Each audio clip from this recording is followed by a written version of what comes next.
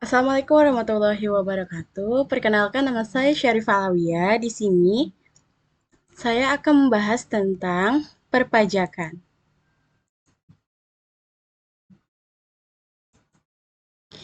Berbagai dampak pajak jika diberlakukan. Yang akan kita bahas adalah yang pertama, kepada personal sesuai fungsinya dalam perekonomian. Yang kedua, terhadap sumber dan penggunaan pendapatan. Yang ketiga, tergantung pada penentuan tingkat harga. Yang keempat, tergantung pada tingkat proporsi pajak yang dikenakan. Proporsional, progresif, dan regresif. Yang akan pertama kita bahas adalah yang pertama dan kedua, kepada personal sesuai fungsinya dalam perekonomian dan terhadap sumber penggunaan pendapatan. Pajak mempunyai peranan yang sangat penting dalam kehidupan bernegara, khususnya di dalam pelaksanaan pembangunan. Karena pajak merupakan sumber pendapatan negara untuk membiayai semua pengeluaran, termasuk pengeluaran pembangunan.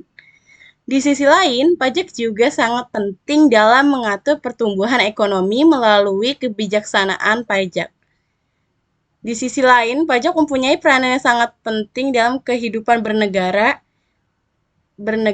Pajak mempunyai beberapa fungsi, antara lain, yang pertama, fungsi anggaran atau budgeter, yaitu pajak dijadikan alat untuk memasukkan dana secara optimal ke kas negara berdasarkan undang-undang perpajakan yang berlaku. Sehingga pajak berfungsi membiayai seluruh pengeluaran yang berkaitan dengan proses pemerintahan. Pajak digunakan untuk pembiayaan rutin seperti belanja pegawai, belanja barang, pemeliharaan, dan lainnya.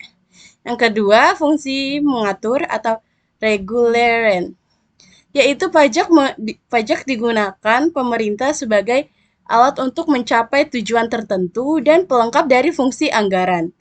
Pemerintah dapat mengatur pertumbuhan ekonomi melalui kebijaksanaan pajak. Contohnya, dalam rangka penanaman modal, baik dalam negeri maupun luar negeri, diberikan berbagai macam fasilitas keringanan pajak. Dalam rangka melindungi produksi dalam negeri, pemerintah menetapkan biaya masuk yang tinggi untuk produk luar negeri.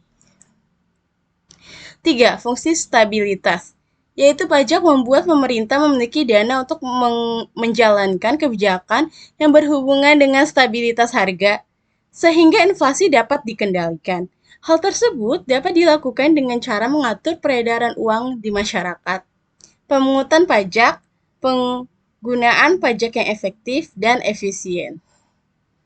4. Fungsi retribusi pendapatan, yaitu pajak digunakan untuk membiayai semua kepentingan umum, termasuk untuk membiayai pembangunan sehingga dapat membuka kesempatan kerja sehingga dapat meningkatkan pendapatan masyarakat.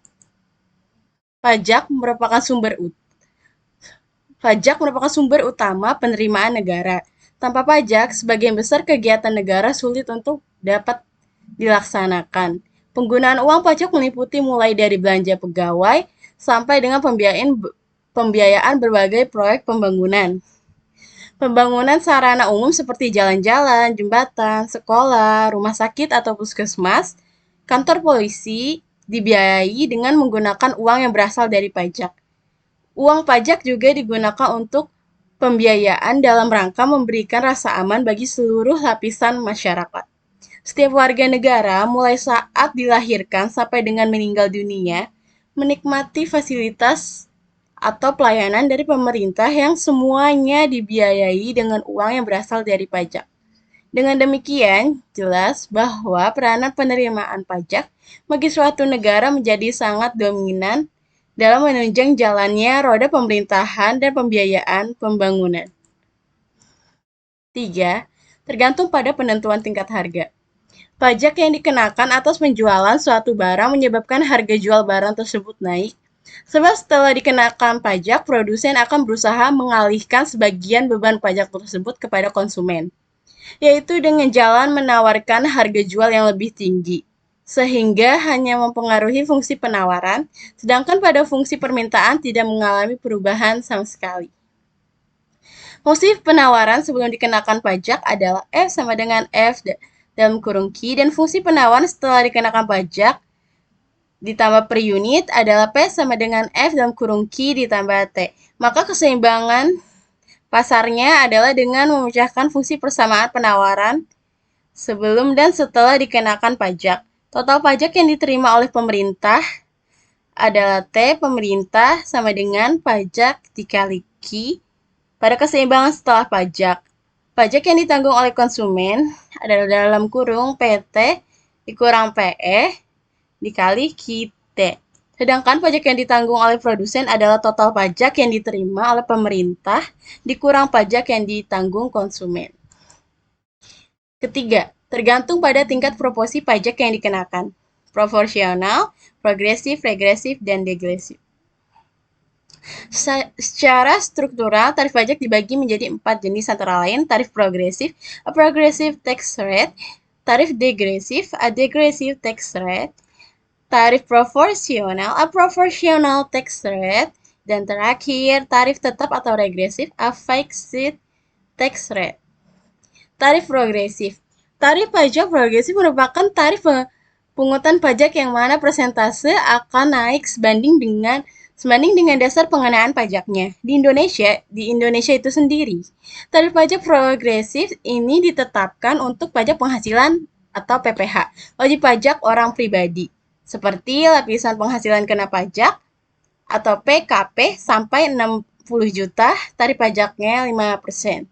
Lapisan PKP lebih dari 50 sampai 250 juta, tarif pajaknya 15%. Lapisan PKP lebih dari 250 sampai 500 juta, tarif pajaknya 25%. Lapisan PKP di atas 500 juta, tarif pajaknya 30%. Tarif degresif. Tarif degresif ini kebalikan dari tarif progresif, artinya tarif pajak ini merupakan tarif pajak yang persentasenya akan lebih kecil dari jumlah yang dijadikan dasar pengenaan pajak tinggi. Atau persentase tarif pajak akan semakin rendah ketika dasar pengenaan pajak yang semakin meningkat. Jadi, jika persentasenya semakin kecil, jumlah pajak terutang tidak ikut mengecil, melainkan bisa jadi lebih besar karena jumlah yang dijadikan dasar pengenaan pajak semakin besar.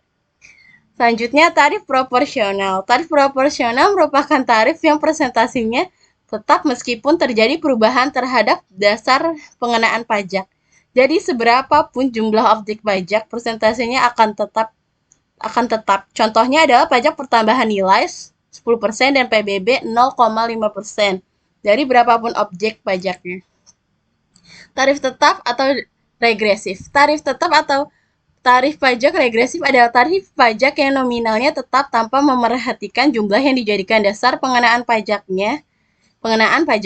Tarif tetap juga dapat diartikan sebagai tarif pajak yang akan selalu tetap sesuai dengan peraturan yang telah diberlakukan, seperti bea materai dengan nilai atau nominal sebesar 3.000 dan 6.000.